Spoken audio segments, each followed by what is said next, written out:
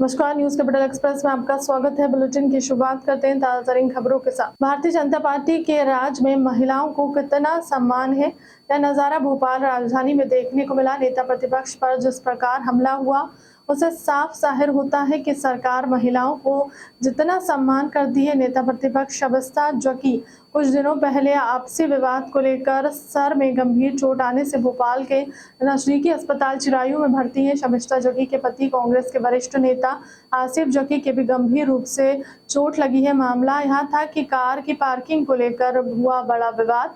आरोपी ने महिला नेता प्रतिपक्ष के सर पर डंडे से वार किया था, जिसमें लगभग 30 टाके सर पर आए हैं। आपको बता दें कि फिलहाल प्रशासन ने आरोपी को हिरासत में लेकर रिहा कर दिया है। नेता प्रतिपक्ष के पति और कांग्रेसी नेता आसिफ जकी ने कहा, भारतीय जनता पार्टी के लोगों का यह षड्यंत्र है।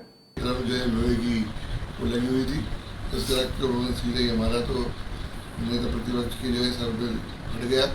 वो जैसे ही मैं चूँकि पीछे था, चर्चा चल रही थी, कोई लड़ाई का झगड़े की बात ही नहीं थी, जो ऐसी घटना घटी। तो ये षड्यंत्र पूर्वक भारतीय जनता पार्टी के इशारे पर कराया गया कृत्य, उसकी जितनी भी निंदा किया है कम है। और उसके पश्चात 30 टाके लगने के बाद, उनके 4 टाके मेरे यहाँ लगने के बाद जो है पुलिस प्रशासन में इतना दबाव है कि ना तो 326 लगाओ, ना 327 लगाओ, ना 307 लगाओ। बड़े प्रेशर के अंदर जो है जब पूरी कार्रवाई हुई, उसके बाद जो है 327 की धारा लगी है। जबकि वहीं पर उसी जगह जो है उसी दिन एक व्यक्ति के केवल सर में 3 टाके लगे, तो डीजीपी ने वहाँ पर जो है वहाँ पर धारा 307 का उपयोग किया गया। तो वहीं पर नेता प्रतिपक्ष के सर में 30 टाके लगने के बाद वहाँ पर जो है केवल जो है 324 का नॉर्मल केस बनाया गया। तो ये भारतीय जनता पार्टी की कथनी और करनी के अंदर अंतर है कि वो अपने कार्यकर्ताओं को बचाने के लिए कुछ भी करने को तैयार है। उसके साथ ही जो आरोपी है यासिर, ये जो है संदिग्ध गतिविधियों के अंदर अभी 1 महीने 1.5 महीने पूर्व जो है 15 मई को पकड़ा गया। ये जिम चलाता है, इसका इंद्रपुरी में जिम है, और इसको पुलिस ने पकड़ा और एसटीएस और एसटीएफ दोनों ने इसको पकड़ के जो है आतंकवादी गतिविधियों के अंदर जो है किया। लेकिन उन्होंने वहाँ पर भी अपने पद का जो है दुरुपयोग किया। इनके पिताजी श्यामनगर थाने में पुलिसकर्मी है, और इनके चाचा जो है वो मुख्यमंत्री निवास के अंदर जो है मुख्यमंत्री निवास की गाड़ी का सिलसिला चलाते हैं। इन दोनों का उपयोग करके यासिर खान की जगह इन्होंने यासिर अहमद की गिरफ्तारी दिखवाई और यासिर खान को छुड़वा दिया। तो इस प्रकार के कृत्य जो है कि भारतीय जनता पार्टी के लोग जो है अपने काम को करने के लिए कुछ भी करने को तैयार है। उन्हें देश की सुरक्षा और देश की सुरक्षा से कोई चिंता की बात नहीं है। जो देश की रक्षा और सुरक्षा की बातें करते हैं, उनके ये कृत्य है। एक और महिलाओं का सम्मान, महिलाओं की बात करते हैं कि महिला हमारी बहनें हैं, महिलाओं को हमें 1000 रुपये देना है। दूसरी ओर महिलाओं को ऊपर सीधा अटैक करा के सीएम का असली चेहरा, मुख्यमंत्री शिवराज सिंह का असली चेहरा साफ दिखाई दिया है। इतने बड़े हमले में एक व्यक्ति का नाम नहीं हो सकता, और भी लोग इसमें शामिल हो सकते हैं। तो आपको किस पे संभावना, कौन कौन लोग होंगे इसमें? मैंने आपको बता दिया, पूरी भारतीय जनता पार्टी के जो नेता है उनका षड्यंत्र है, उमाशंकर गुप्ता जी की पूरी टीम की। और जो चुनाव हमारा हारा है वो भी उसके अंदर पूरी तरीके से शामिल है। तो कैंडिडेट यहाँ से हारा था, उत्तर प्रेस काउंसिल ने लेके ये बोला कि आसिफ जकी मकान के ऊपर देखिए, हमले की कोई बात नहीं थी। हमला जो हुआ है वो एक षड्यंत्र पूर्वक कराया गया है, क्योंकि हमारी किसी से कोई दुश्मनी और विरोध नहीं। विपक्ष की नेता मेरी पत्नी श्रीमती शबिस्ता आसिफ जकी अपने कॉलेज से रात को 11:30 बजे लौट के जैसे ही घर पे आई, तो घर के सामने हमारी पार्किंग है, वहाँ पार्किंग लगाई। वहाँ पर 2 लड़के तौहीद और यासिर वो अवैध वसूली कर रहे थे, 50-50 रुपये मांग रहे थे। तो मैडम ने कहा ये तो मेरे घर के पार्किंग है, इसके अंदर आपको कितना अधिकृत किया है। तो मैडम ने उसको उठवा के श्यामनगर थाने के अंदर ले आके जमा करवा दिया। श्यामनगर थाने के अंदर जो है वो दोनों व्यक्ति भी थोड़ी देर में पहुँच गए। वहाँ पर पुलिसकर्मियों के सामने ये बात उन्होंने कबूल की कि हाँ वो लोग 50 रुपये मांग रहे थे, वो जोर जबरदस्ती कर रहे थे। और उन्होंने माफ़ी मांगी, और माफ़ी मांगने के बाद जो है उन्होंने कहा कि हमें मालूम नहीं था, जबकि उन्हें सब कुछ मालूम था क्योंकि वो उसी मोहल्ले के अंदर 10-12 मकान चुन के रहते हैं। अब रहा कि ये घटना क्यों हुई, ये घटना इसलिए हुई कि उन्होंने जहाँ पर ये पार्किंग होती है उस पार्किंग से 15 फीट अंदर उन्होंने एक मकान खरीदा है अवैध। जो सरकारी ज़मीन थी, उस ज़मीन पे दुकानें बनी हुई थी पुरानी, बहुत साल पुरानी, उन दुकानों को तोड़कर वो वहाँ पर जो है वो बनाना चाहते हैं। और इसमें भाजपा के बड़े बड़े नेताओं का हाथ है। और जिस दिन उन्होंने उस प्लाट को खरीदा उसी दिन भारतीय जनता पार्टी के कार्यालय का बोर्ड उस पर लगा दिया गया। और भारतीय जनता पार्टी के वरिष्ठ नेता उमाशंकर गुप्ता और मुख्यमंत्री के पुत्र स्वयं जो है वहाँ पर आए और आकर उन्होंने उनका फीता काटा और कार्यालय का उद्घाटन किया उस सरकारी ज़मीन पर, जिस सरकारी ज़मीन को उन्होंने खरीदा है।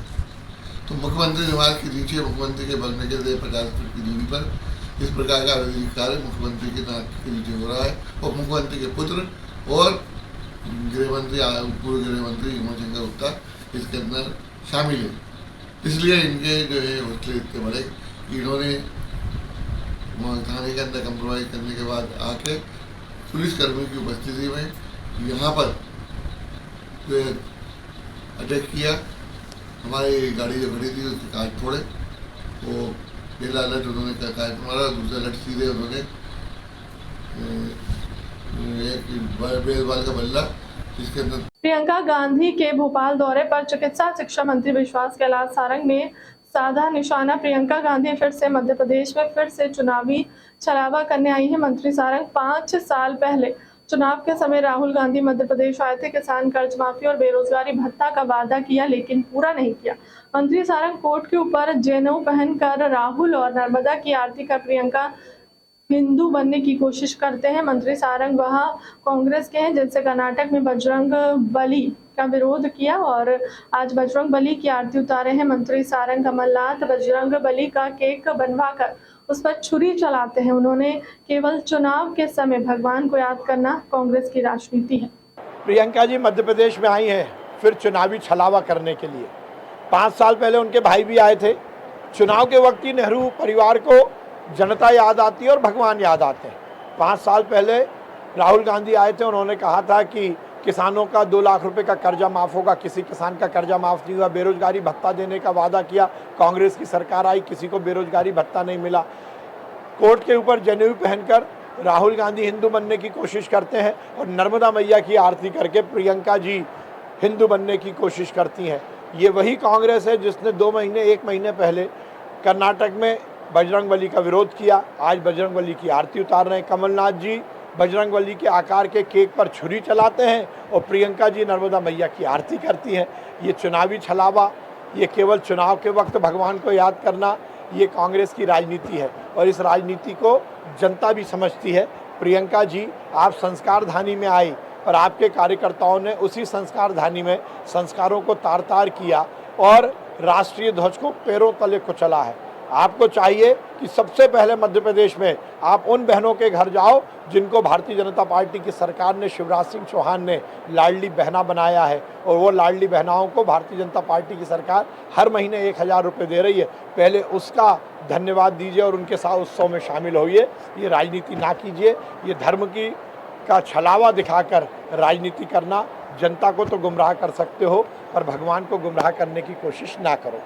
बुरहानपुर में पूर्व गृह मंत्री बाला बच्चन ने ली प्रेस वार्ता। मध्य प्रदेश राज्य में आगामी दिनों में विधानसभा चुनाव होने जा रहे हैं जिसको लेकर सभी राजनीतिक दलों ने अपनी तैयारियां शुरू कर दी है।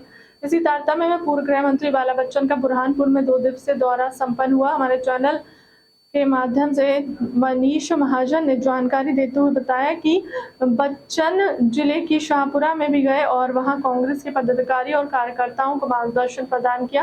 बाला बच्चन ने शाहपुर में उपस्थित लोगों को संबोधित करते हुए कहा कि आपके द्वारा किए गए सुझाव पत्र वचन पत्र में शामिल करने का प्रयास किया जाएगा। इसके साथ ही उन्होंने यहाँ कहा कि आने वाले समय में कांग्रेस की सरकार बनने जा रही है और आप लोग एक डायरी बनाकर उसमें जो भी समस्याएं हों वह लिख कर रखें।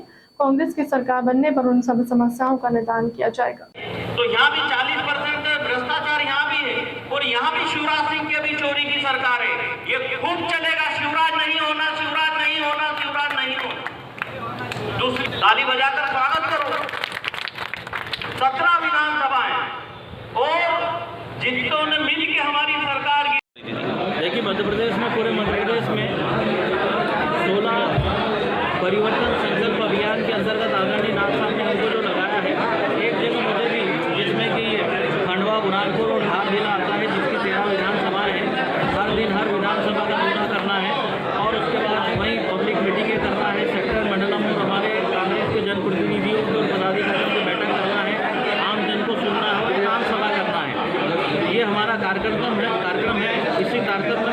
बुरहानपुर में आया हूँ। मैंने आप लोगों के साथ अभी पीसी ली है और उसके बाद दूसरी हमारी बैठ के और दूसरा हमारा कार्यक्रम है। आज बुरहानपुर का है, कल लेबा नगर में जाएंगे। वन विभाग की टीम ने शहर में बने एक्वेरियम शॉप में दबिश दी, जहां पर वन विभाग की टीम ने कछुओं को जब्त किया है।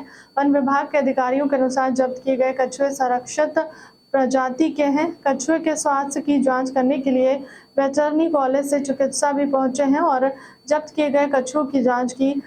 वेटरनरी चिकित्सक निधि राजपूत का कहना है कि पकड़े गए कछुए संरक्षित प्रजाति के हैं, जो कि अवैध रूप से बेचे जा रहे हैं और घरों में पहुंचने पर उनका प्राकृतिक भोजन नहीं मिल पाता, जिससे उनकी मौत हो जाती है। वहीं वन विभाग के अधिकारी अपूर्व शर्मा कहते हैं कि हमारे द्वारा लगातार एक्वेरियम शॉप में दबिश दी जा रही है और अवैध रूप से बेचे जाने वाले कछुओं को जब्त किया जा रहा है।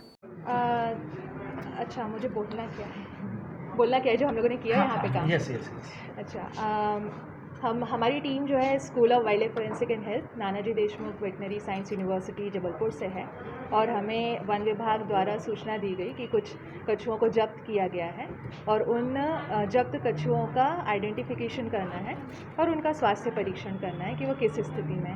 तो हमने अभी आके देखे हैं, तो उसमें से लगभग सभी जंगली प्रजाति के हैं, तो उनको हमने देखा है अभी। अब हम सेकेंड उनका एक बार हेल्थ एग्जामिनेशन करेंगे कि उनका स्वास्थ्य कैसा है और उसके बाद हम वन विभाग को इनको अभी तक आपने क्या पाया जांच में हमने देखा है कि जंगली कछुए हैं और ये बेचे जा रहे हैं जैसा हमें बताया गया है। तो ये जंगली कछुए हैं, इनमें से ज़्यादातर तो हमारे यहाँ जो नर्मदा नदी है उसमें मिलते हैं, तो पॉसिबिलिटी है कि तब मछली पकड़ते टाइम पकड़ में आए होंगे। लेकिन लोगों को जागरूक करने की ज़रूरत है, क्योंकि लोग इन्हीं कछुओं को घर लेके जाते हैं और फिर खाना वो नहीं देते हैं जो इनका नेचुरल खाना होता है, तो अल्टीमेटली उनको स्वास्थ्य में बहुत सारी गड़बड़ी आती हैं और उनकी डेथ भी हो जाती है। तो एक अच्छा कदम है कि एटलीस्ट लोगों को पता चले कि कौन से कछुए पालने हैं, कौन से नहीं पालने हैं। तो ये जो यहाँ पर है, इनमें से ज़्यादातर पालने वाले कछुए नहीं हैं, ये संरक्षित प्रजाति है। डॉक्टर निधि राजपूत। इसको श्रीमान वनमंडल अधिकारी महोदय द्वारा सूचना प्राप्त हुई कि यहाँ पे जबलपुर में कुछ प्राइवेट एक्वेरियम वाले अवैध रूप से कछुओं का व्यापार कर रहे हैं। तो हमारी 2 दल बने और 2 दल ने 3 एक्वेरियम जो मालिक हैं उनके यहाँ दबिश की आज। उन 3 एक्वेरियम मालिक में एक हैं कटंगा में, एक कटंगा के हैं जिनका नाम एक्को हट है, दुकान का नाम एक्को हट है। एक है आपका सदर में साहू जी करके। तो ऐसे करके 3 लोगों के यहाँ अभी तक दबिश की गई है और कुछ लोगों के यहाँ और अभी जा रहे हैं, सर्च वारंट जारी हो चुका है। ऐसी कार्रवाई हमारे यहाँ लगातार अभी चालू होगी और भी अन्य जो एक्वेरियम वाले हैं जो अवैध रूप से कछुओं का व्यापार कर रहे हैं, जो कि भारतीय वन संरक्षण अधिनियम 1972 के अनुसूची 1-2 में उल्लिखित है। तो ऐसे लोगों पे हम कार्रवाई करेंगे और नियमानुसार जो भी इनके ऊपर कार्रवाई की जाएगी उसकी सूचना देते रहेंगे लगातार। कितने कछुए इनके पास से जब? देखिए, अभी साहू जो सदर वाला है उसके पास से 7 कछुए हुए हैं, एक्को हट शीला टॉकीज वाले के पास से 5 हुए हैं और कटंगा वाले के पास से 2 कछुए भी जब्त किए गए हैं। इसमें भारतीय वन संरक्षण अधिनियम 1972 की 39, 44, 48, 49, 50, 51 ये धाराएँ लगेंगी। कुछ दुर्लभ प्रजाति की इसमें कछुए पाए जाते हैं? जी बिल्कुल। कुछ एग्जॉटिक स्पीशीज़ भी हैं जो बाहर से लाए गए हैं। ये पकड़ से हमको और ये दबिश से हमको ये पता चलेगा कि ये कहाँ से आ रहे हैं, तो इससे हम इनकी चेन तोड़ेंगे और जो सबसे ऊपर जहाँ से आ रहे हैं उनको भी पकड़ने की पूरी कोशिश की जाएगी। इनका स्वास्थ्य परीक्षण भी करवाया? स्वास्थ्य परीक्षण भी करवाया जाएगा। अभी वेटनरी की टीम आ गई है यहाँ पे, आइडेंटिफिकेशन भी हो रहा है। Indian roof turtle, Indian tent turtle, star tortoise, ये सब अभी प्रजाति प्राप्त की हमने। Thank you. शाहरुख पठान का उठाया मुख्यमंत्री की योजनाओं पर सवाल। 2017 से 2023 के बीच क्या कोई भी योजना का लाभ किसी भी हितग्राही को नहीं मिल पाया है? जोन क्रमांक 5 में निगम में चल रहा है भ्रष्टाचार का बड़ा खेल। शाहरुख पठान ने कहा कि जो जानकारी मेरे द्वारा मांगी गई थी, जनता की मांग पर लोक सूचना के तहत वह संतोषजनक है। इस जानकारी से जनता संतुष्ट नहीं और साफ जाहिर होता है कि मुख्यमंत्री की योजनाओं का पैसा अधिकारियों और कर्मचारियों के जेबों में जा रहा है। शीघ्र अतिशीघ्र मुझे जानकारी प्रदान नहीं की गई है तो मैं पूरे मामले को कोर्ट में लेकर जाऊंगा। जनता का पैसा अधिकारियों को नहीं खाने दूंगा। में इस चीज़ को लेके जो विगत वर्ष जो 2017 से 2023 तक के जो योजनाओं के अंदर जिन जिन अधिकारियों के नाम है, जिन जिन ऑपरेटर से लेके जिन जिन कर्मचारियों से लेके जो सूचना बनाते हैं, उन तक के हर एक को गोल्ड में घसीट दूंगा। सर नाम बता दीजिए। मैं नाम का खुलासा तो नहीं करूँगा। नहीं, आपका नाम शाहरुख प्रधान मेरा नाम है, उपाध्यक्ष हूँ मैं जिला कांग्रेस में भोपाल से। और इस प्रकार के मैं भ्रष्टाचारी के खिलाफ हूँ हमेशा से ही। और जनता के बीच जो पैसा अधिकारी अगर खा रहे हैं तो ये बहुत सरासर गलत है और मैं ऐसा होने नहीं दूँगा। क्या लगता है सब अधिकारी की मिली वजह से घोटाले इस तरह के हो जाएंगे? अधिकारी मिले हुए हैं, इसमें साफ जाहिर होता है कि इसमें अधिकारी, मैं इसके ऊपर किसी के ऊपर भी उंगली उठाते हुए नहीं कहूँगा। ये जिस प्रकार से ये जानकारी है मेरे पास जो आई थी, इसके अंदर कोई सी भी इस तरीके की जानकारी मेरे पास नहीं भेजी गई। इसमें सब निरंक कर दिया गया कि निरंक मतलब इसका मतलब ये किसी भी हितग्राही को कोई लाभ ही नहीं मिला। निरंक का मतलब क्या होता है? उपरोक्त समस्त योजनाओं का लाभ वर्ष 2017 से 2023 तक वार्ड वाइज किन किन कर्मचारियों जैसे कार्ड लिपिक, वार्ड प्रभारी, जोनल ऑपरेटर एवं स्वीकृतिकर्ता अधिकारियों को पद एवं मोबाइल नंबर सहित उपलब्ध कराएं। तो इन्होंने सबके अधिकारियों के, ऑपरेटर के, जोनल ऑपरेटर के, सबके जो है जोन क्रमांक 5 से सिर्फ और सिर्फ नाम उपलब्ध कराए, ना कि उनके नंबर, ना कि उनकी किसी भी प्रकार की कोई जानकारी नहीं। सर आगे क्या कदम उठाएंगे आप? इसके आगे एक दफ़ा और मैं इसकी जानकारी मांगता हूँ और स्पष्ट शब्दों के अंदर इसकी जानकारी मेरे द्वारा मांगी जा रही है। और जो ये जवाब आया था इसके अंदर इसकी कॉपी लगाकर ये मैं लोक सूचना के माध्यम से फिर से एक जानकारी मांगूंगा। और इसके अंदर जो तीसरा मेरा बिंदु था, उपरोक्त जानकारी प्रत्येक वार्ड की प्रत्येक योजना की पृथक सूची उपलब्ध कराएं। बिंदु क्रमांक 1 के अनुसार जानकारी निरंक है। तो निरंक होने की क्या आवश्यकता है? इसमें आवश्यकता उस चीज़ की होती है जब हम किसी भी चीज़ को खोजबीन नहीं करें या किसी भी चीज़ पे काम नहीं किया गया हो तो निरंक है क्या किसी भी चीज़ पे आपने काम नहीं किया गया?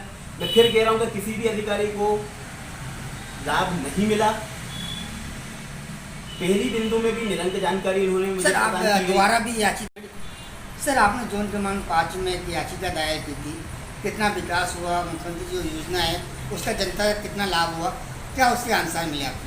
मुख्यमंत्री जी की जो योजनाएं हैं, जिसके अंदर मुख्यमंत्री द्वारा जो योजनाएं चलाई गई थी, कार्यमंडल योजना है, संबल योजना है, विवाह सहायता योजना है, मृत्यु योजना है, मजदूरी कार्ड वाली जो योजना है, इन सारी योजनाओं के अंतर्गत मेरे द्वारा जो जानकारी मांगी गई थी सूचना के आधार पर जोन नंबर 5 की, जिसके अंदर जोन नंबर 5 में वार्ड नंबर 19, 22, 23 एवं 24, अब 19, 22 एवं 24 और 23 की जो जानकारी थी उसके अंदर क्या किसी भी पूरे जोन नंबर 5 के अंदर ये 4 वार्ड, जब पुराने जो जोन था उसके अंदर जब 4 वार्ड आ रहे थे, हर वार्ड के अंदर कम से कम कुछ नहीं तो 15,000 वोटर्स होते हैं। 15,000 वोटर्स में से क्या किसी भी एक वार्ड के अंदर किसी भी एक लड़की की, क्या किसी भी एक हमारी बहन या बेटी की शादी नहीं हुई जिसको ये सहायता प्रदान की गई हो?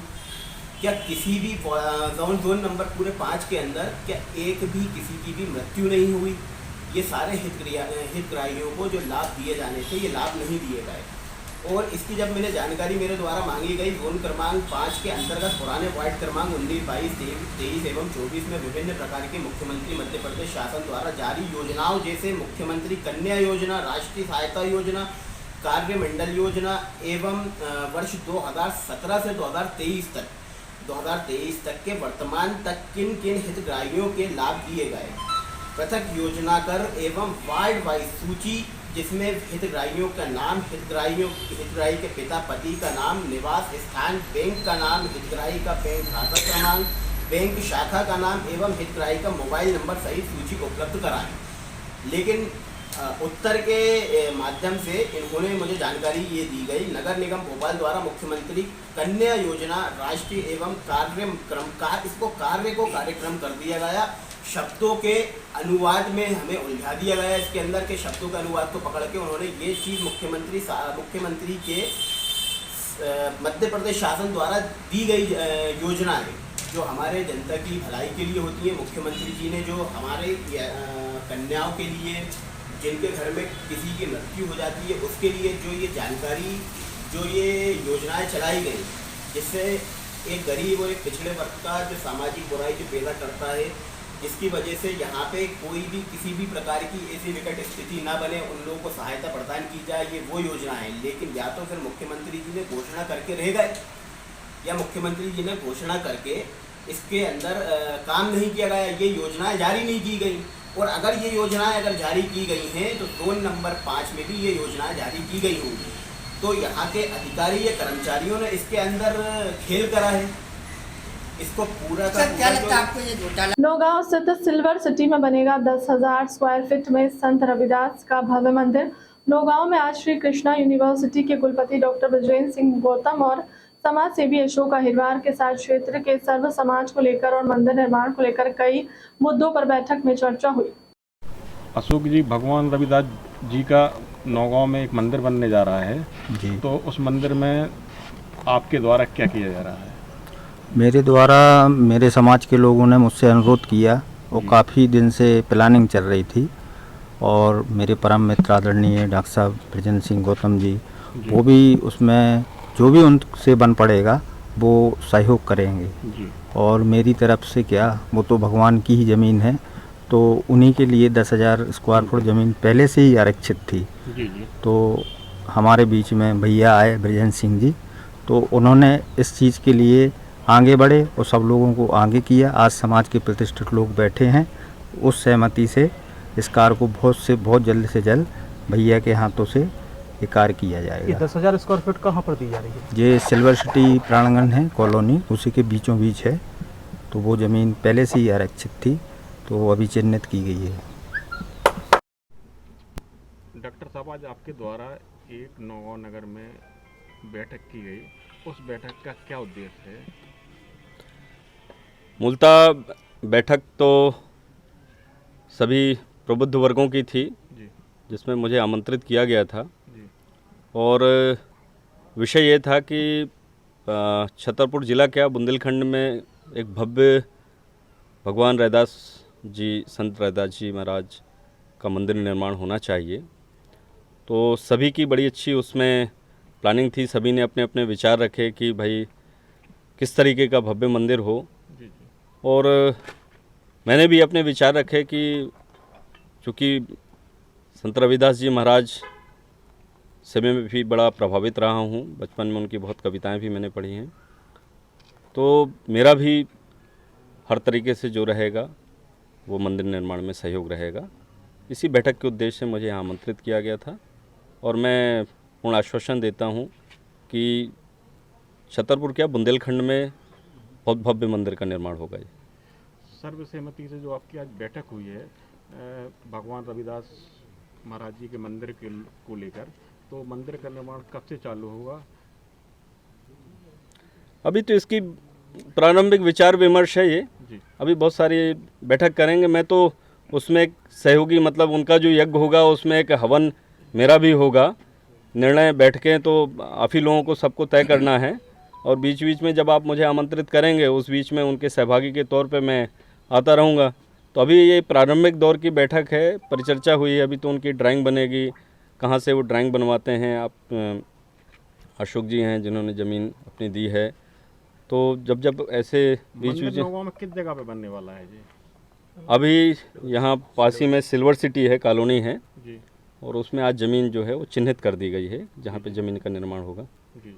मध्य प्रदेश की तीसरी फसल ग्रीष्मकालीन मूंग की समर्थन मूल्य पर मध्य प्रदेश सरकार ने आज सोमवार 12 जून से खरीदी शुरू कर दी है। संयोग यह भी है कि केंद्र में मोदी सरकार में देश के केंद्रीय कृषि मंत्री नरेंद्र सिंह तोमर, जिनका ताल्लुक मध्य प्रदेश से, आज उनका जन्मदिन भी है। सहयोग की इस घड़ी में प्रदेश के कृषि मंत्री और किसान नेता कमल पटेल ने पूरे प्रदेश में समर्थन मूल्य पर मूंग की खरीदी पर पीएम मोदी, केंद्रीय मंत्री कृषि नरेंद्र सिंह तोमर को धन्यवाद दिया। साथ ही उन्होंने हरदा में खरीदी केंद्र पर किसान की फसल की खरीदी का शुभारंभ करते हुए खरीदी केंद्र से प्रदेश के किसानों की ओर से केंद्रीय कृषि मंत्री सिंह तोमर को उनके जन्मदिन की शुभकामनाएं प्रेषित की। उन्होंने कहा कि पीएम मोदी, कृषि मंत्री नरेंद्र सिंह तोमर और मुख्यमंत्री शिवराज सिंह चौहान के कारण प्रदेश में ग्रीष्मकालीन मूंग की फसल होने वाले किसानों के चेहरे खिले हुए हैं।